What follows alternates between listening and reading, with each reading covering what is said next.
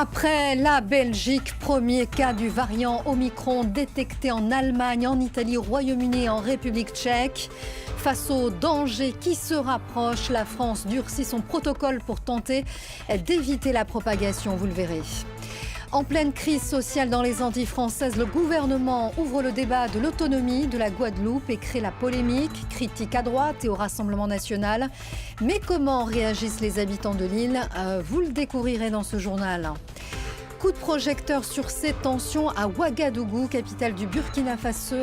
Des centaines de personnes ont réclamé le départ du président, jugé incapable d'enrayer la spirale djihadiste. Il y a plusieurs blessés, des interpellations. Reportage du correspondant de France 24 à suivre. Bonsoir à tous, bienvenue si vous nous rejoignez sur France 24.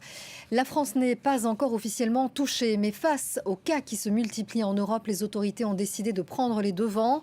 Toute personne cas contact d'une autre testée positive au nouveau variant Omicron devra être placée en quarantaine. Ce samedi, le Royaume-Uni, qui a annoncé 2 contaminations, a durci les conditions d'entrée sur son territoire. Marie Justet.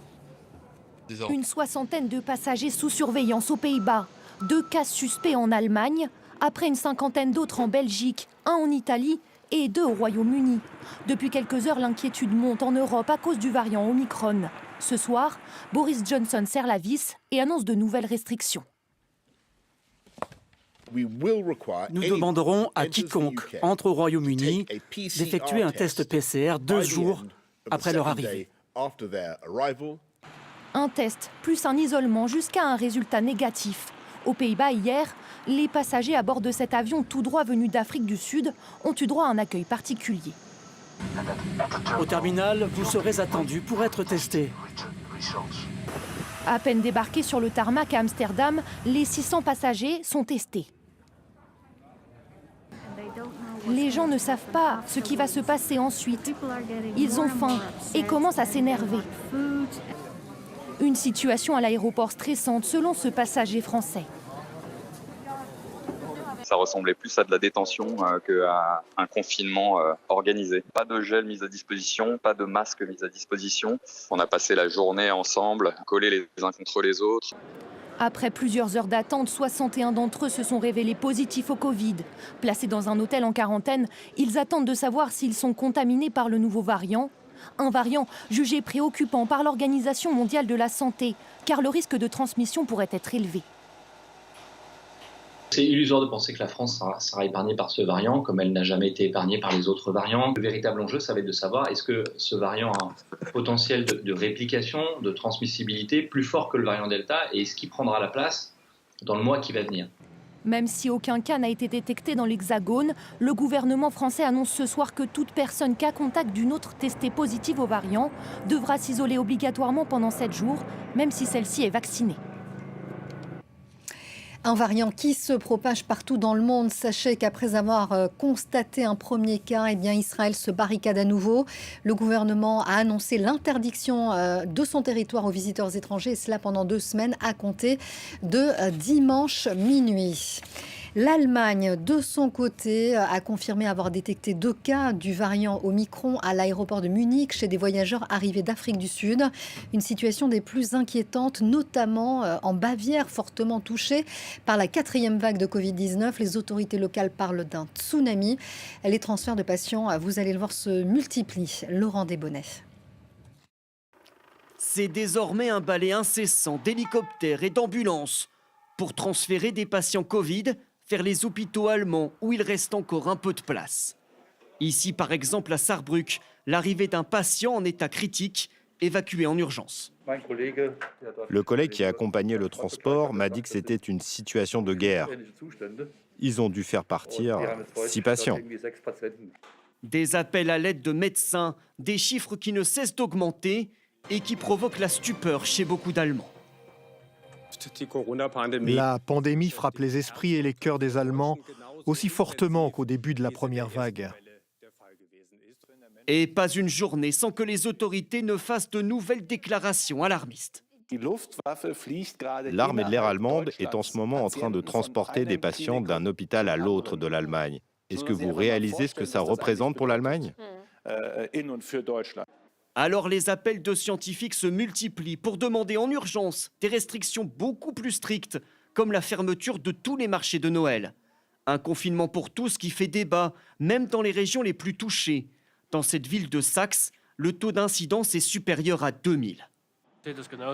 Tout ça, c'est exagéré. Mon mari est mort du coronavirus. Moi, j'étais à l'hôpital et maintenant, j'évite de voir mes petits-enfants parce que j'ai peur qu'ils ramènent quelque chose de l'école. Maintenant, je vais au cimetière.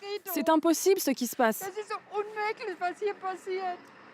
Angela Merkel dit que de nouvelles mesures sont nécessaires en urgence, mais elle n'est plus au pouvoir que pour une dizaine de jours avant l'arrivée de son successeur. Elle n'est donc plus en mesure aujourd'hui d'imposer la moindre restriction. Y aura-t-il de nouvelles violences cette nuit dans les Antilles françaises? La journée, les blocages routiers se poursuivent contre le pass vaccinal et la vie chère. Hier, en pleine crise sociale, le ministre des Outre-mer, Sébastien Lecornu, a suscité la polémique en déclarant que le gouvernement était prêt à parler de l'autonomie de la Guadeloupe, un sujet qui divise sur l'île. Catherine Demanja. Pour tenter d'apaiser les violences, c'est l'annonce inattendue du ministre des Outre-mer. Certains élus ont posé la question, en creux, de l'autonomie par rapport à son statut actuel de département ou région d'outre-mer. D'après eux, la Guadeloupe pourrait mieux se gérer d'elle-même. Le gouvernement est prêt à en parler. Autonomie, le débat est lancé. Est-ce une revendication locale? Dans les rues de Pointe-à-Pitre, certains militent pour cette autonomie dans la République. Ça pourrait faire avancer beaucoup de choses parce qu'on regarde bien Tahiti. Ils ont l'autonomie et ça n'empêche qu'ils sont restés français et ça a avancé sur beaucoup de choses aussi. Pour d'autres, une telle réforme ne suffirait pas. Ce n'est pas l'autonomie qui sera la solution, de toute façon. Comment? Pourquoi? Non, il y a des problèmes qui sont beaucoup plus profonds. Je pense qu'il faut mettre tout sur la table, écouter et puis trouver des solutions. Quelles modalités? Concrètement, l'autonomie pourrait concerner l'éducation, la santé, le social, les transports, ce qui exclut les compétences régaliennes, sécurité, justice, affaires étrangères et défense.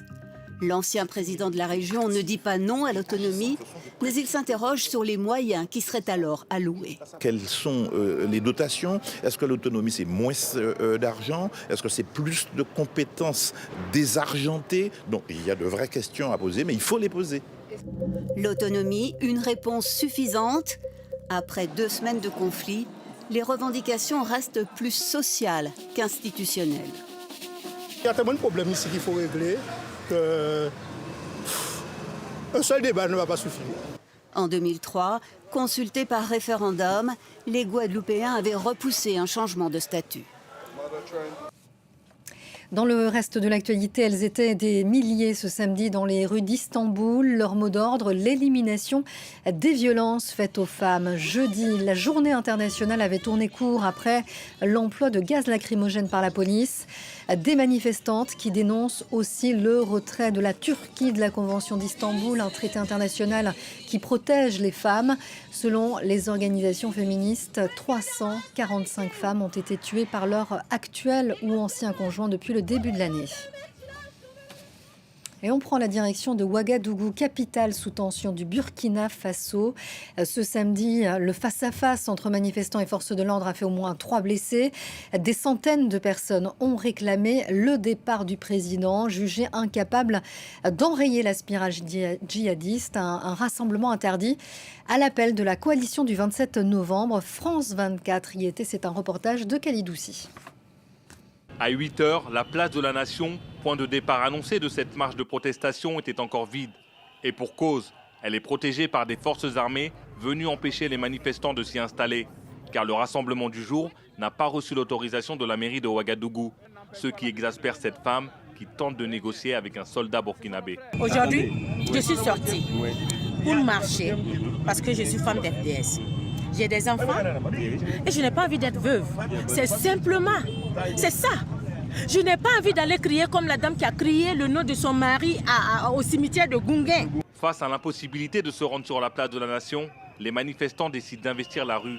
À l'image de ce taxi, les véhicules sont priés de faire demi-tour. Tandis que la manifestation prend de l'ampleur, des slogans sont entonnés, des pancartes à l'effigie de l'ancien régime sont brandies certaines visent directement la France. On a des militaires qui peuvent sauver le Burkina. On demande à la France de dégager. Elle n'a qu'à décapier du Burkina. Voilà, on en a marre. Trop, c'est trop. Elle a des unités ici qui ne peuvent pas nous sauver. À quoi sert? Elle n'a qu'à dégager. Alors que des pavés sont arrachés par quelques manifestants pour barrer les rues, les CRS usent des premiers tirs de gaz lacrymogène. Certains appellent au calme. Au même moment, une foule fait face aux CRS pour leur manifester leur soutien, puis reprennent spontanément l'hymne national burkinabé. La police qui a commencé à garder les gens a compris que le peuple est sorti pour eux. La police a compris que le peuple est sorti pour eux, pour libérer ce pays-là. Les policiers meurent au quotidien. J'ai dit aux manifestants de tempérer, de ne pas lapider la police, parce que la police est avec nous. Mais la trêve est de courte durée. Tirs de lacrymogène, grenades de désencerclement. Le temps n'est plus au dialogue pour les CRS qui décident de mettre fin au rassemblement à peine 2 heures après avoir débuté. À la mi-journée, la circulation restait très perturbée en centre-ville, mais des affrontements entre manifestants et forces de l'ordre se poursuivaient dans plusieurs lieux de Ouagadougou.